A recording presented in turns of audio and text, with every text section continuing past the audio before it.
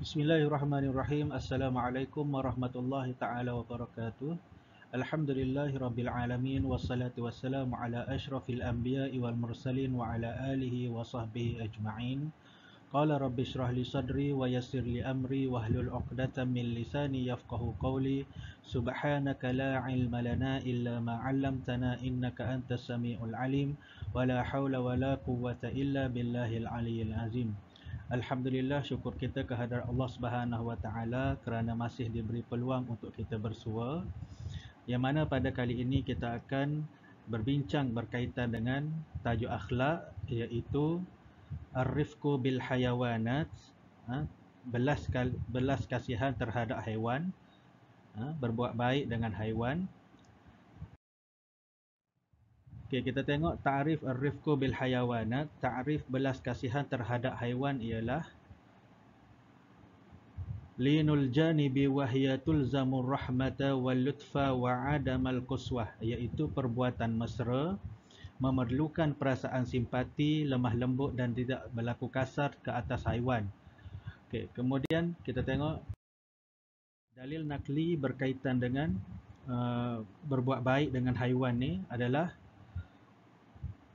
an Aisyata anna Rasulullah sallallahu alaihi wasallam qala innallaha rafiqum yuhibbur rifqa fil amri kullihi, iaitu sesungguhnya Allah Maha mengasihi dan sukakan sifat lembut dalam setiap perkara, termasuklah perkara ataupun termasuklah perbuatan baik dan lemah lembut terhadap haiwan. Kemudian hukmu bil rafqi bil hayawanat, hukum berbuat baik dengan haiwan adalah mustahabun, satu perkara yang sangat dituntut. Okay. Kemudian kita tengok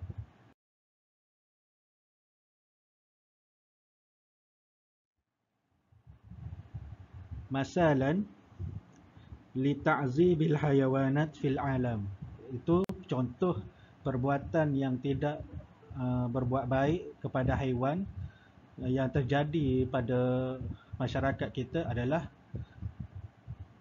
munaqaratu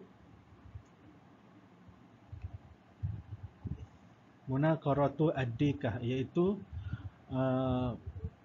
laga ayam.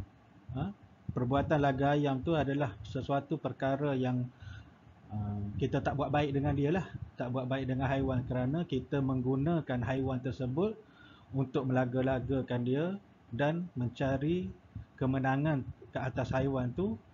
Dengan sebab haiwan tu kita mungkin mendapat habuan daripada hasil kemenangan. Kita mempertaruhkan haiwan, tak kisahlah laga ayam ke, laga lembu ke, laga kerbau ke, macam-macam dah terjadi zaman sekarang ni.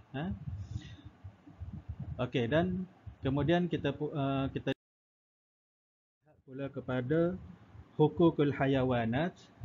Okey, hak-hak haiwan, iaitu kita tengok yang pertama ar-rahmatu fi kulli hal, iaitu belas kasihan dalam semua perkara.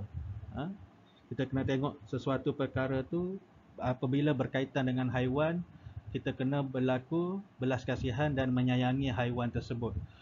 Okey, dan yang kedua la yahmiluha fil a'malil asyaqqah, tidak membebankan dengan pekerjaan yang berat. Maksudnya kalaulah kata banyak haiwan yang boleh dijadikan kerja, antaranya unta ni untuk mengangkut barang, tapi angkut barang dengan unta ni janganlah melampaui batas ataupun buat hak muatan dia tu berpada-pada. Jangan sampai patah pinggang unta tu.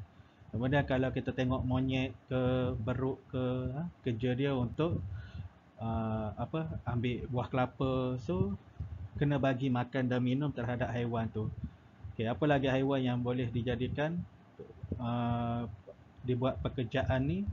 Antaranya lembu ataupun kerbau untuk membajak sawah dan tu orang dulu-dululah. Sekarang ni dah ada dah ada teknologi, dah tak guna kerbau lembu dah, tapi dia kalau ada lagi yang macam tu, kena bagi dia rehat dan bagi makan yang secukupnya.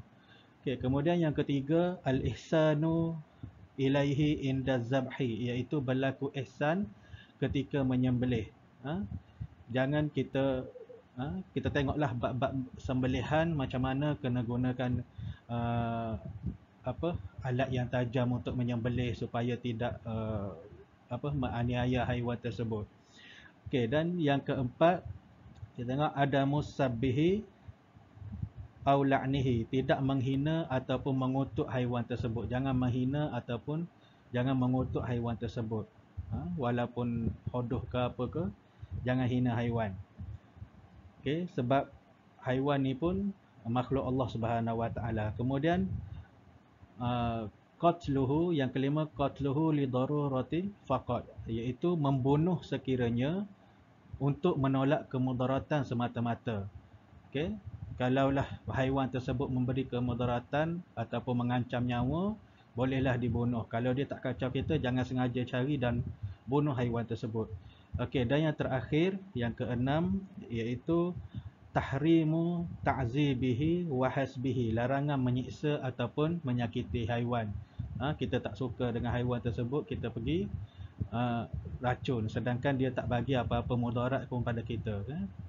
Letak racun dalam makanan kucing ke, ataupun kes yang berlaku yang tular dahulu di Malaysia ni adalah kes yang masukkan kucing ke dalam mesin dobi tu, kan. So itu adalah antara contoh-contoh yang menyiksa haiwan yang patut kita tak patut kita buatlah kepada haiwan tu. Okey, saya rasa setakat itu saja perkongsian daripada saya berkaitan dengan tajuk